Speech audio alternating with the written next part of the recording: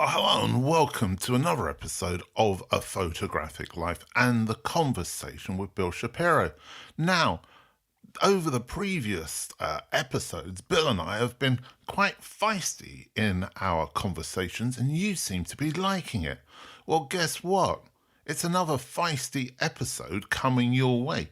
This time we're talking about a particular photographer that Bill likes, and which I made a comment about previously in an episode with Fiona Hayes, and also photo competitions. If you want to find out about Bill and I, then check out the show notes. In the meantime, strap yourself in. It's gonna be one hell of a ride. Well, Bill, welcome back to A Photographic Life. I get a sense that a bell's going to go off and we're going to be sent to our corners before this begins. Yeah, I am pleased as punch to be here, and I think punch is the operative word.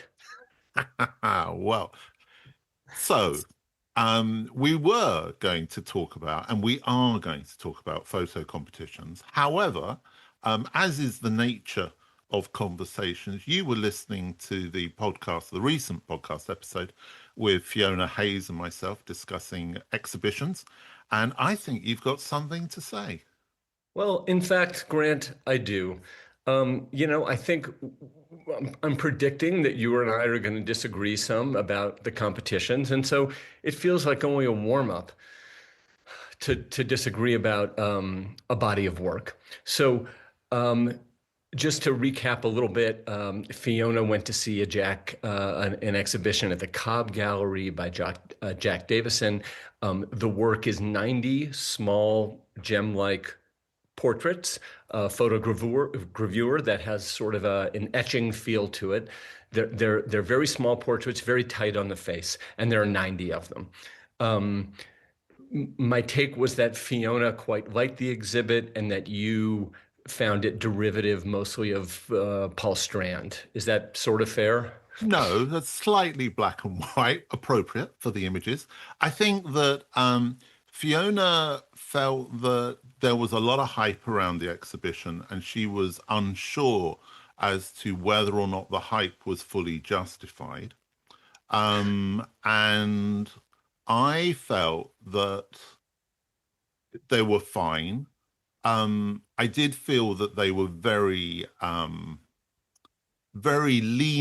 much leaning on Strand, Walker Evans, kind of subway pictures and so forth. But Right. I don't also have a problem with that in itself. I think my problem more was that there wasn't an acknowledgement in the work on the work that it came from, that it was part of shall we say, a school of producing work. And it seemed to be very heavily based on the process. Okay, so I will. So that's fantastic, and this is a great place to disagree. So whether or not the show was sort of deserving of the hype, I can't really judge. Nor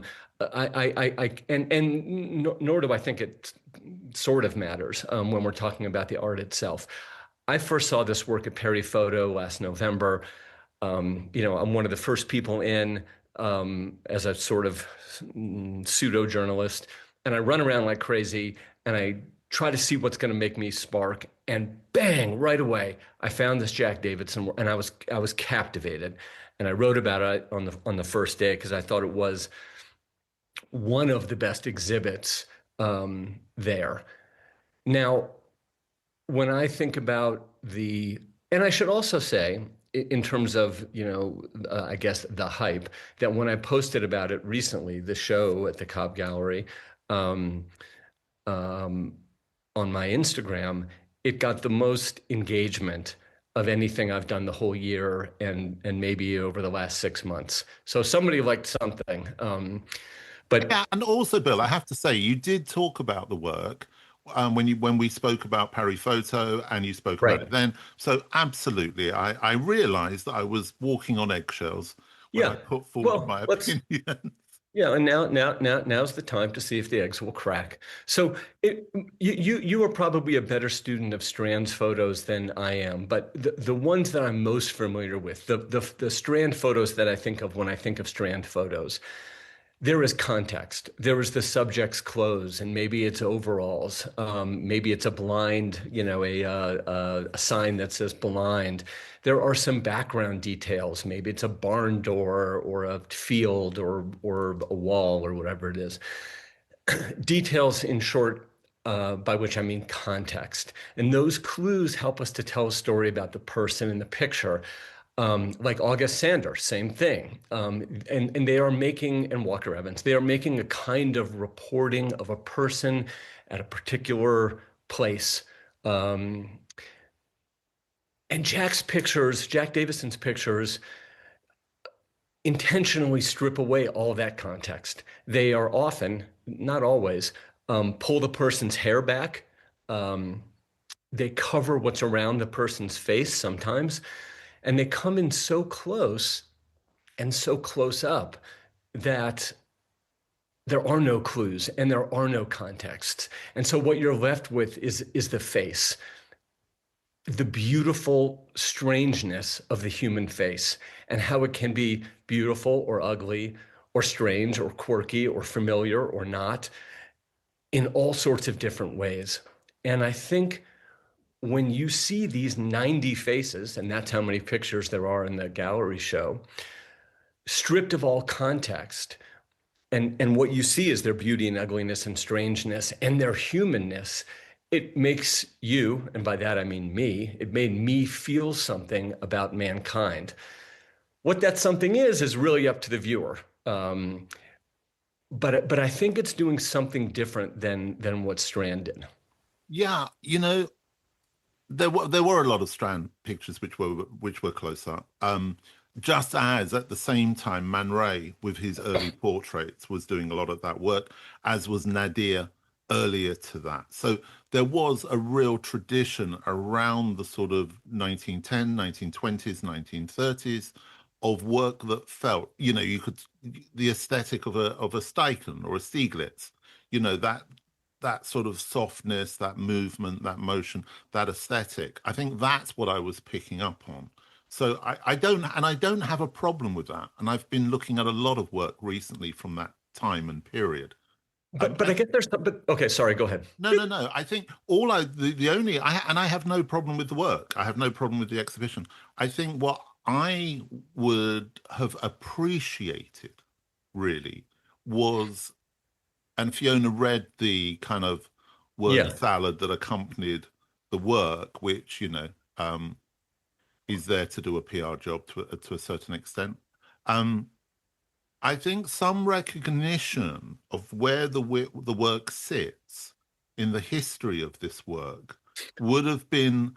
I think we're in a time where, particularly with kind of the idea of Instagram and so forth, where work which is leaning very heavily on the past isn't admitting that or isn't placing it within that tradition. And I think it is work within a tradition for me. So I think it's not, and here's why. Because this exhibit, and I haven't spoken with Jack about this or the gallery owner, it's my 2 cents. This exhibit is about a particular photograph and a perspective on this person, and it's also not, because I don't believe, and I could be wrong, that Strand exhibited 90 portraits at the same time. And No, so, Walker let me just finish this thought. And so, when you see them all together in a conceptual way, because this is a conceptual piece, these are not separate photographs in a way. When you see them conceptually, it's like comparing one photo of the sun, who cares, with a wall that's all photos of the sun that 500 people took. It's a work of conceptual art, the way it's conceived and presented. And I think to compare single image to single image misses the bigger picture of what's going on here. No, yeah. I mean, we'll obviously we'll agree to disagree.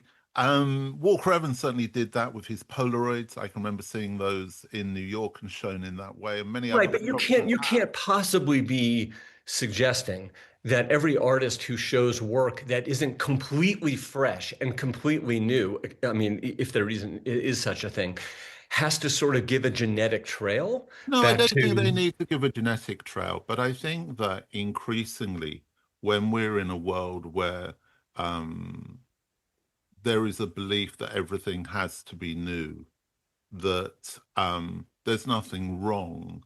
I mean, I personally don't see anything wrong with the Jack Davison pictures. I don't see anything new about the Jack Davison pictures. But again, you haven't seen them in context.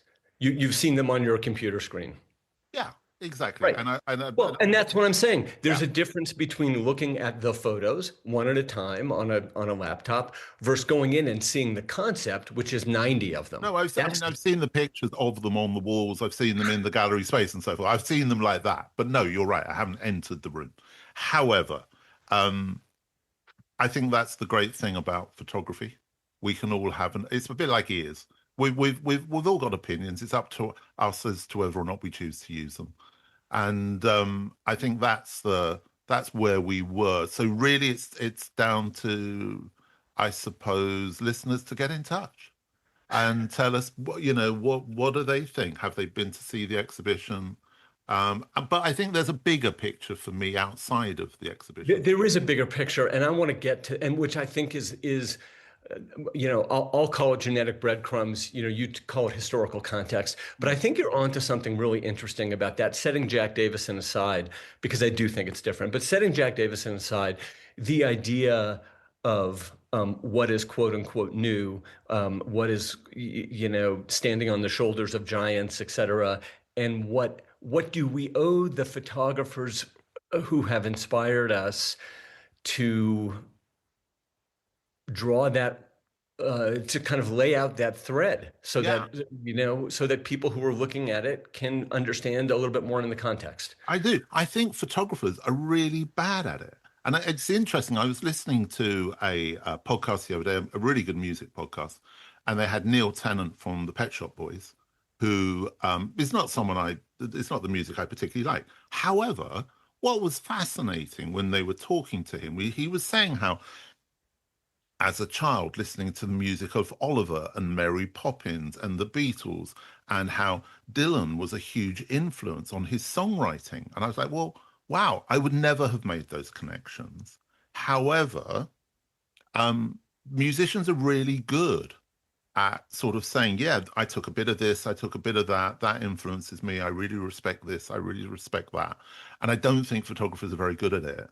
And I think when you're going to make work within a tradition, there's nothing wrong. It might be in an interview, it might be in a piece of written text, it could be in lots of different ways. Well, I want to say so I don't disagree with you. But I'm not sure that the press release or necessarily the gallery wall is the place for it. It could be, in the afterword of the book.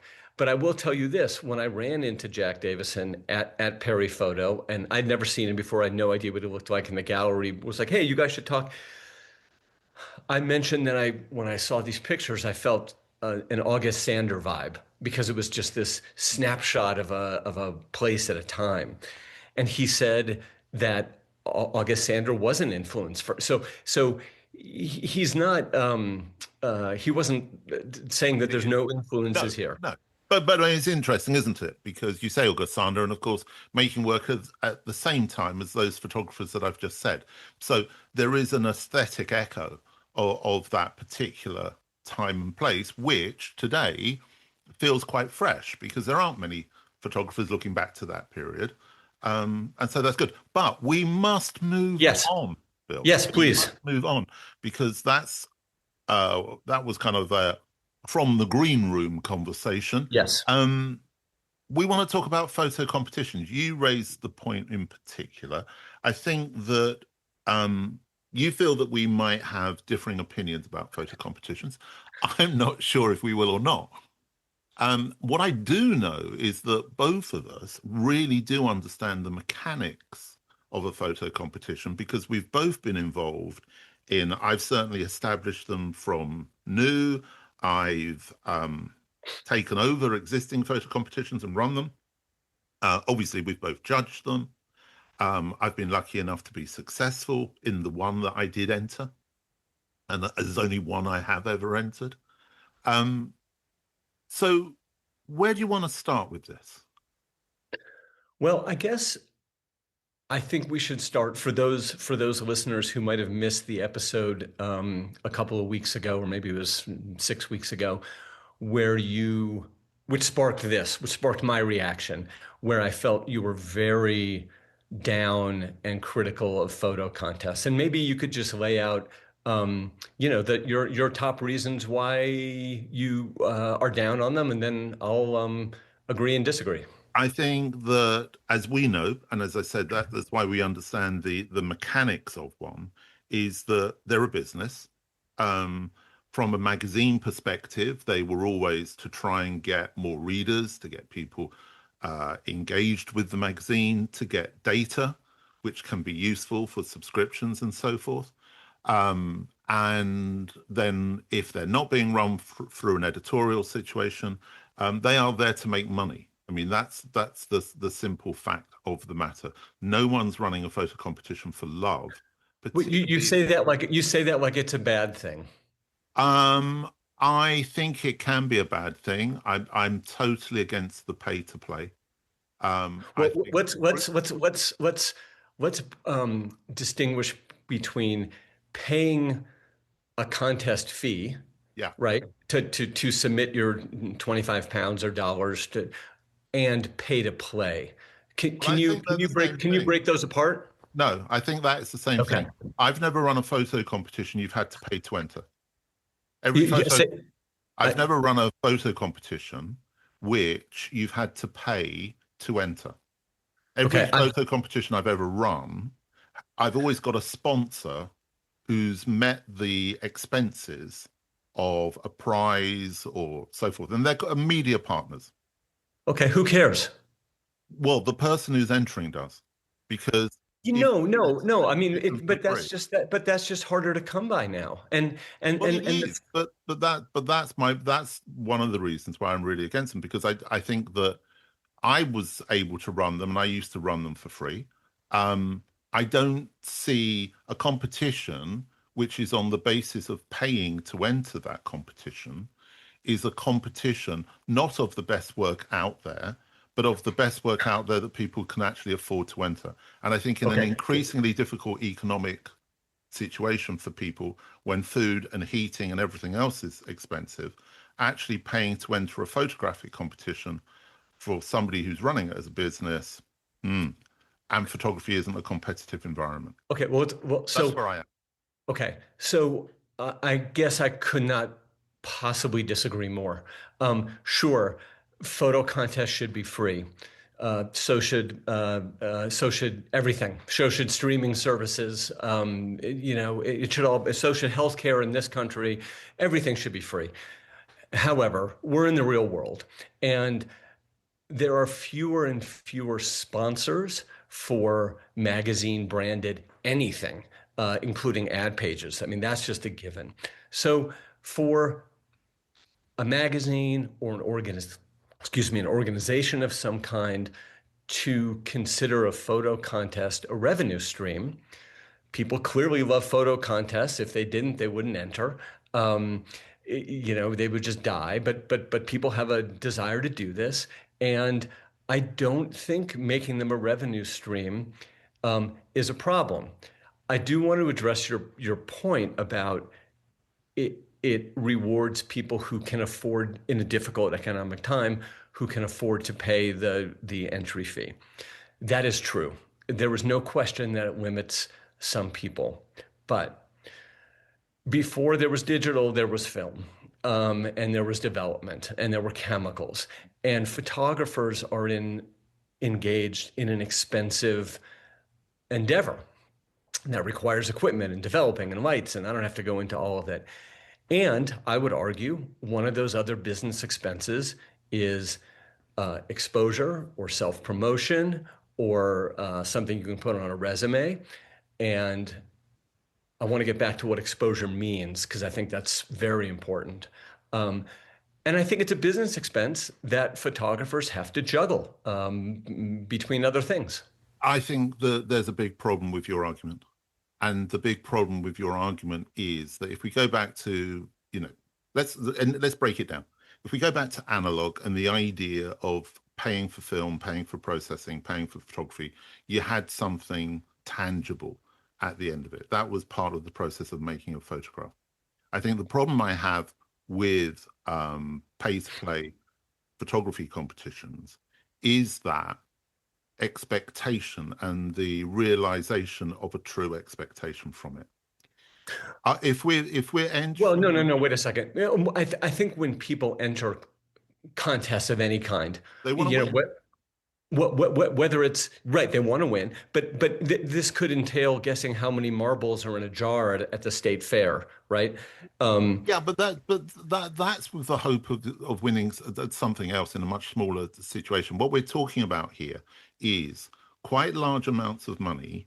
well, not always. I mean, the ones that I They've judge gone up are a lot recently. I don't know well, if you've the seen ones that I judge are 15 to sort of 35, $40. per image. No, Well, entry. you'll see that £25 per image is now common.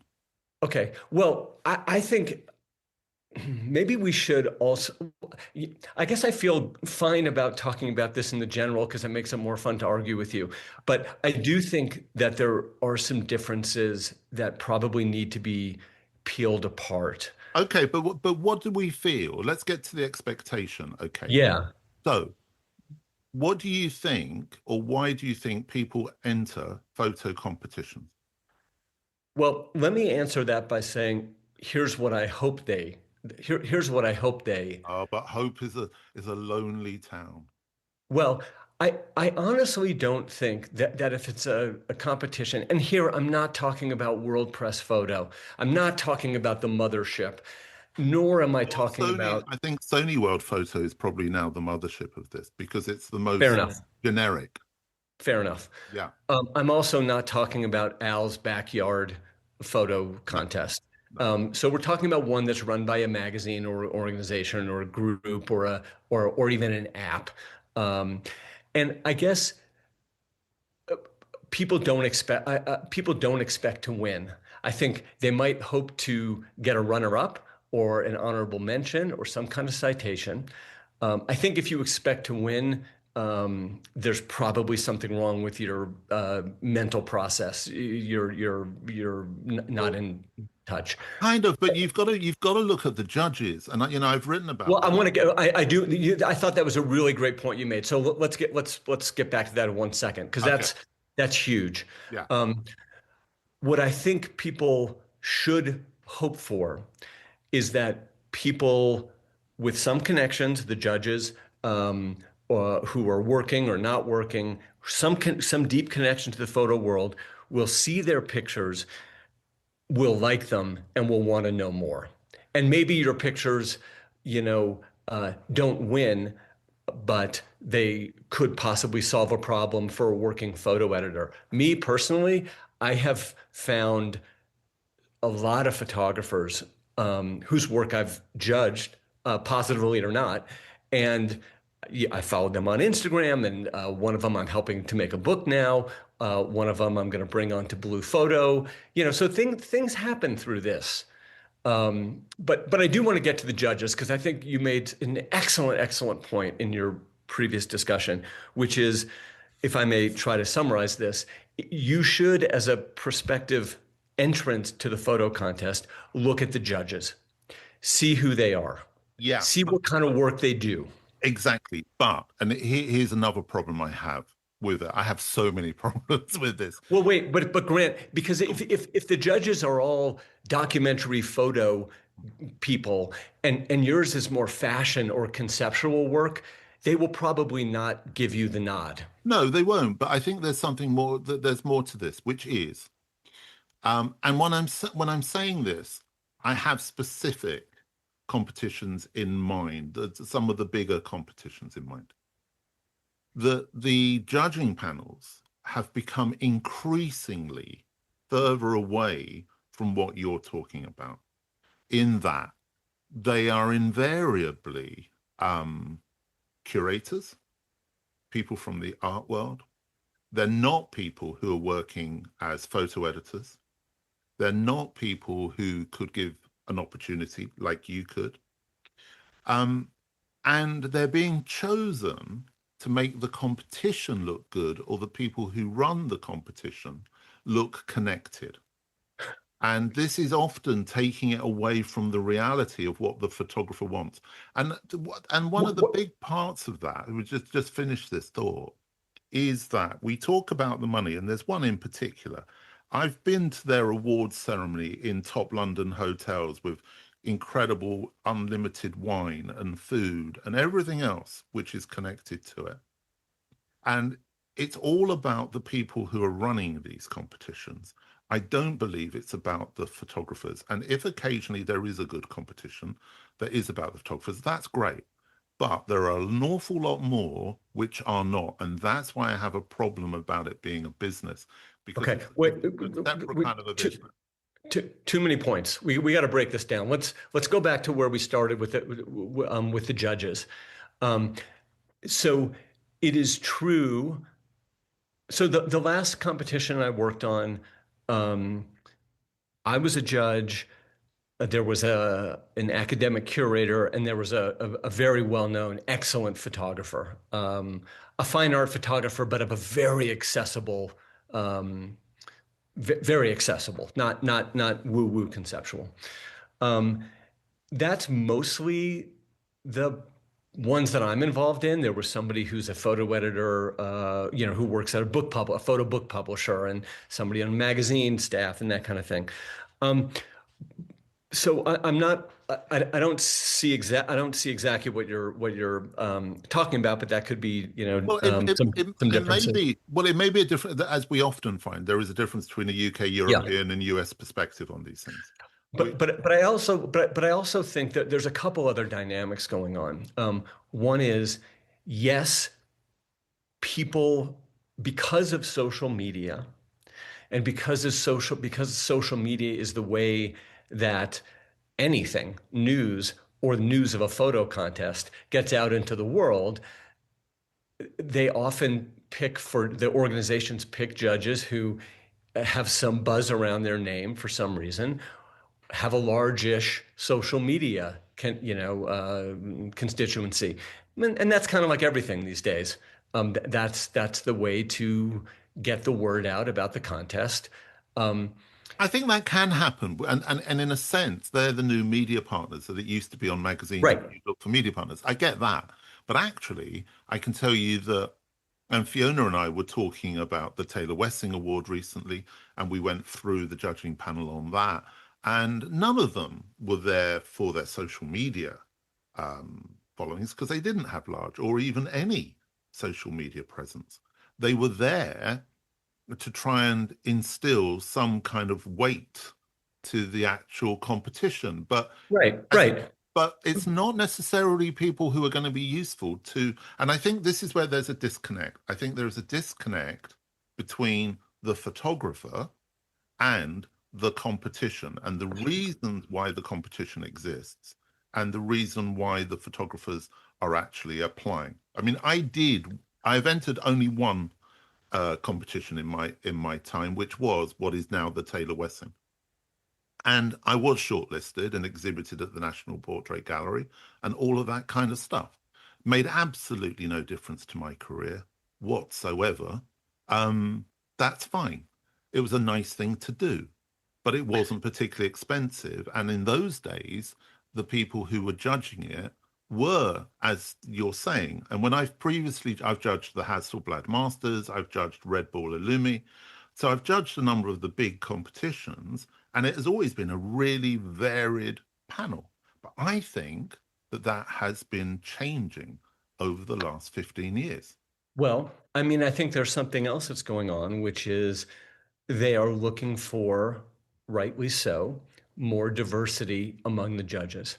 Yeah. Because, if there is a black judge who has a black a substantially black following on social media, they'll be able to get a more diverse um, uh, applicant pool, which is a great thing. It is a Um, great thing, and it's exactly as it should be. But I don't know if you heard recently, I talked about one of the judges on the World Press Photo who was, Terrible. yeah, who was actually saying, send me your work so I can look out for it.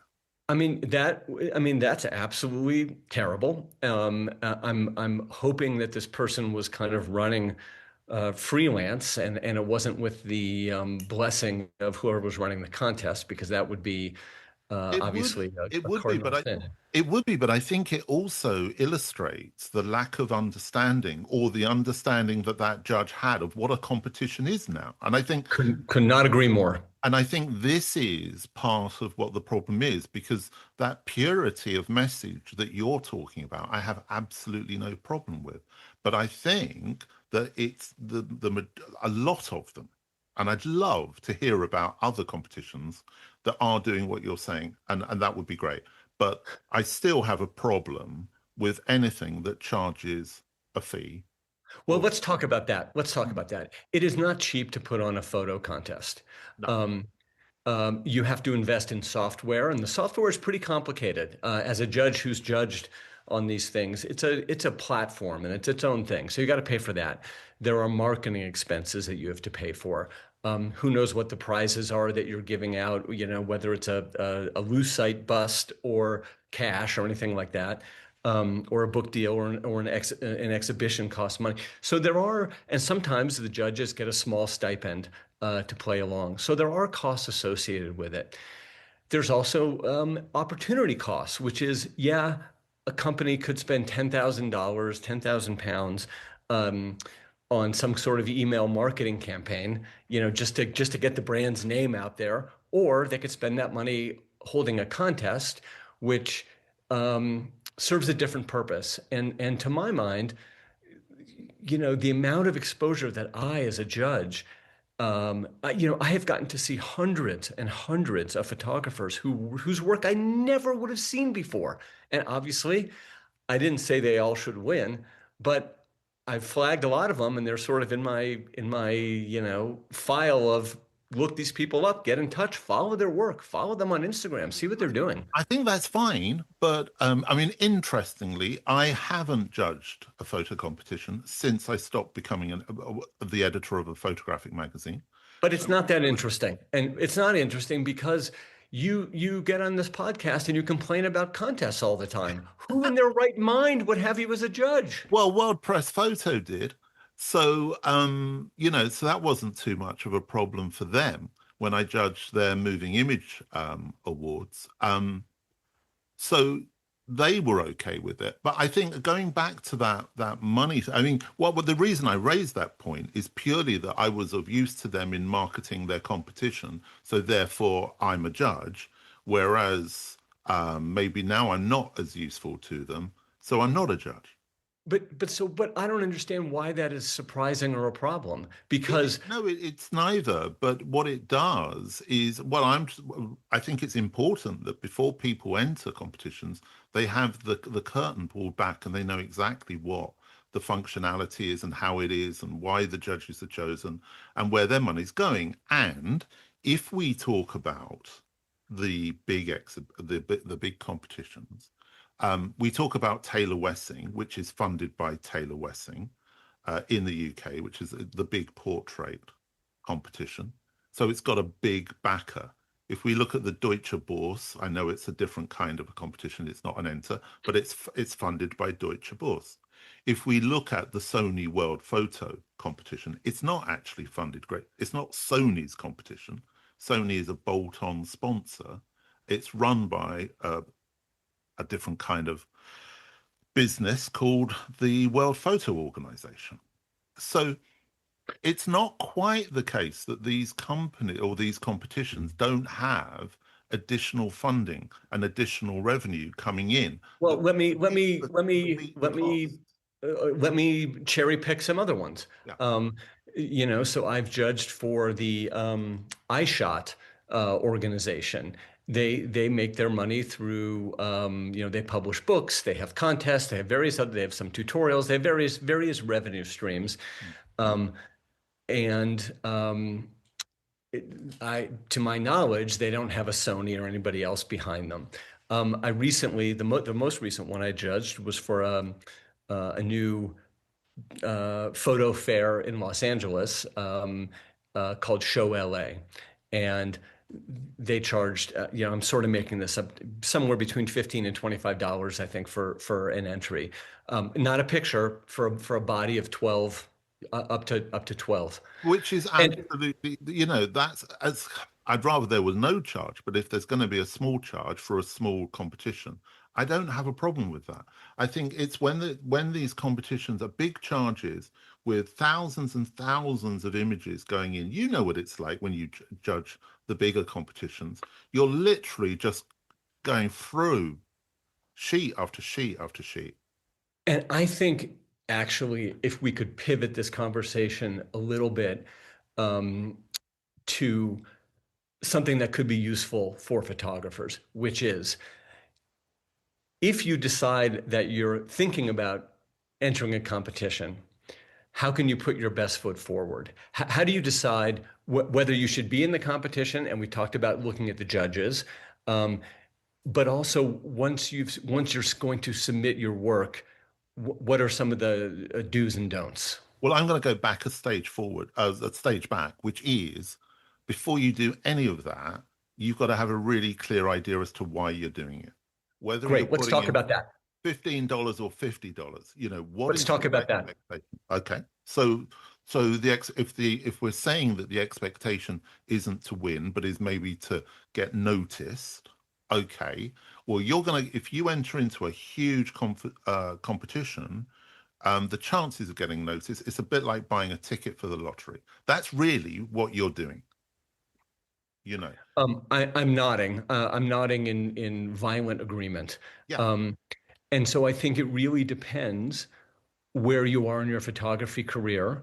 And I think you should sort of look at if you're in the earlier stages of your photography career, there are competitions you should look at and competitions you should not.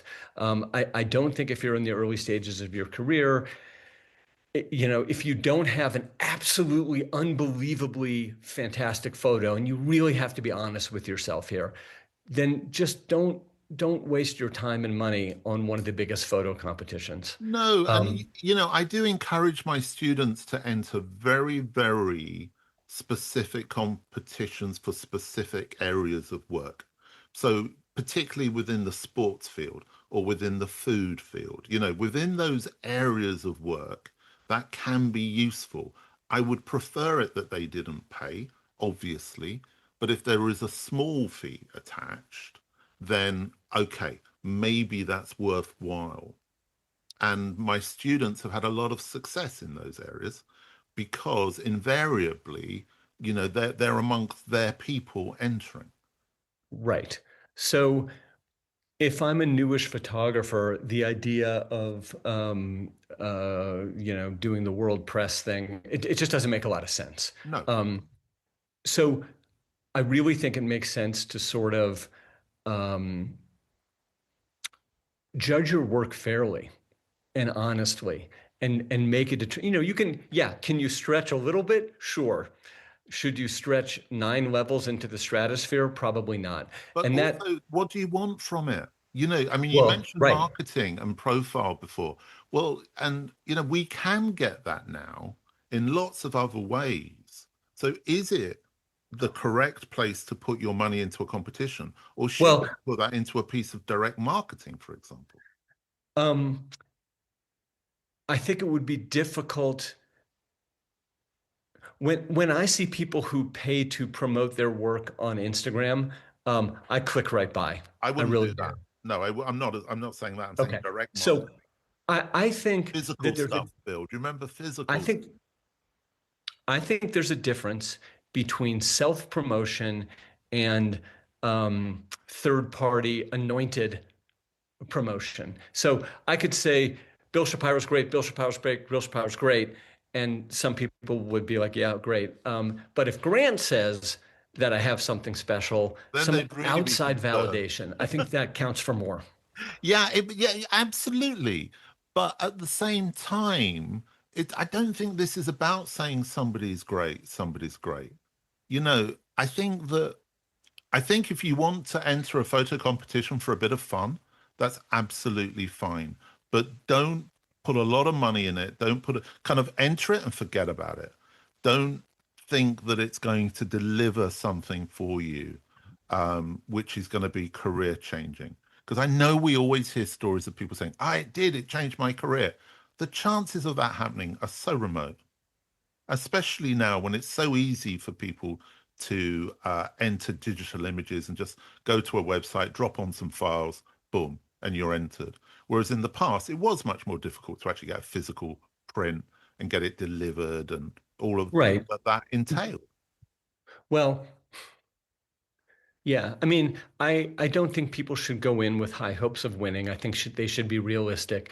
But I do think, and I'm just judging by my own experience here in the way that I interact with these contests, and I know some other judges who do too, and not all of them, is that they use the judging moment as a way to immerse themselves in talent they never would have seen before.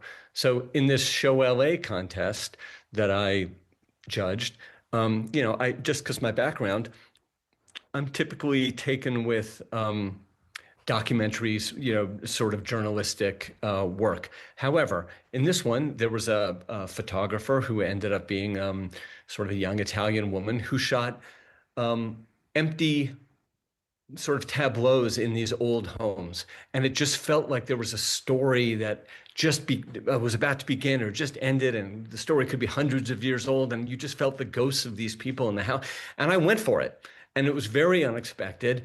She completely didn't expect anything like that. And so like that stuff does happen. Clearly, the math is the math. If 250 people enter a contest, there are only three winners. So you can sort of do the math there. But I do think, and I think we should talk about this because it would be helpful. How do you present your work? How do you choose the work that you want to put into the competition? I think it's very simple. You've got to look at the judges. I think it's as simple as that because you've got to look at your work and think, okay, is there a possibility that the judges are going to chime with this work and do some research into those judges? Okay, so now you've done that, and you've said, okay, this competition, I have some possibility, not even to win, but to get looked at, right? Yes. So we've crossed that bridge. Now what? Now you're allowed to send up to 15 images. Um, do you send all 15? How do you choose the images that you send? And I'll just tell you, in the last few competitions I've seen, people have submitted 15 images, but there were only 10 good images. Well, yeah, And and you'll always judge them on their worst. well, that's the kind of wisdom that I'm trying to pull out of here. Well, So, yeah, but I always say this to all my students is that whatever images are on your website, and to any photographer I talked about this, if you look at the images on your website, you will be judged on your worst image. So don't put it up there. So and that's where you've got to be really honest and you've got to look at the work and think, right, what's the brief? What work really fulfills the brief? I will only put in the images that fulfill the brief. And the brief in this case is whatever they're asking for. now the other thing is there were submissions that included variations of the same photo, and it could have been a good photo, but as a judge, I'm saying choose the best. You have to make the choice between these two very similar photos. If you're submitting them both to me, it doesn't make you look good. Well, it's like that madness to me of people who put two pictures up on social media and they say, here's the one in black and white, here's the one in color. Which is best? Well, Right. you tell me. I'm not Right. telling you. You can't use a photo competition to look for validation. You need Um, to make those decisions. If there are two images that look similar, which one's the strongest? And only enter that. Also, if you're submitting 10 or 15 pictures and they're all kind of about a certain thing, let's just say it's a story of ducks on a pond, the last two pictures shouldn't be something completely different. Like keep your focus, don't show me your range really. Show me a theme, like you really know how to work with color or you really know how to work with street.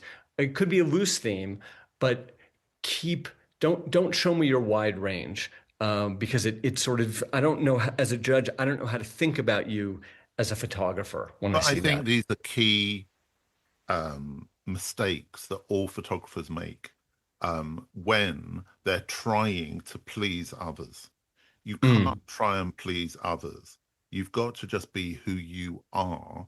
And if you're going to put work into a competition, make sure it's the right competition for who you are. If you're going to just try and say, oh, but they might like this or they might like that, then you don't really understand the work that you're making. So, and that's a great segue. Oftentimes, the contestants are asked to write a little bit or explain the work. Um, when I see 3 paragraphs explanation about these 10 images, I will skim it. I will probably read the first paragraph. Again, to your point, we're looking at 200 entries. We don't have time to read, 3, 4 paragraphs. Plus, it's my personal belief you should be able to explain this work or why you made it in 2 to 3 sentences. Well, yeah. Um, I mean, it almost seems, Bill, as if you sit in my lectures on a regular basis because I always use the pitch of one film to Hollywood, and I always say to any photographer I talk to, you need to explain this to me in 4 or 5 words. And the pitch I always use is the film that got made, and the pitch was Snakes on a Plane. yeah, that's it. That's it. I don't need to know anything more. I don't need to have a whole load of academic writing.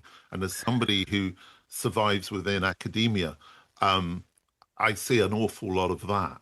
But I don't want that. I don't just keep it like Colonel Sanders, keep it simple, stupid. And you write to communicate. But these are really base skills because we're talking about this for photo competitions, but actually it's the same on a website. It's the same when you're talking about your work. It's the same if you're going to see a client. Like Bob Dylan said, I can't sing a song that I don't understand. Yeah, right. That's where you need to be. In this particular context, that is even distilled more because I believe that people who submit to a contest should, and this is going to be a strange thought for people, have some empathy for your judges. Oh, So completely, completely.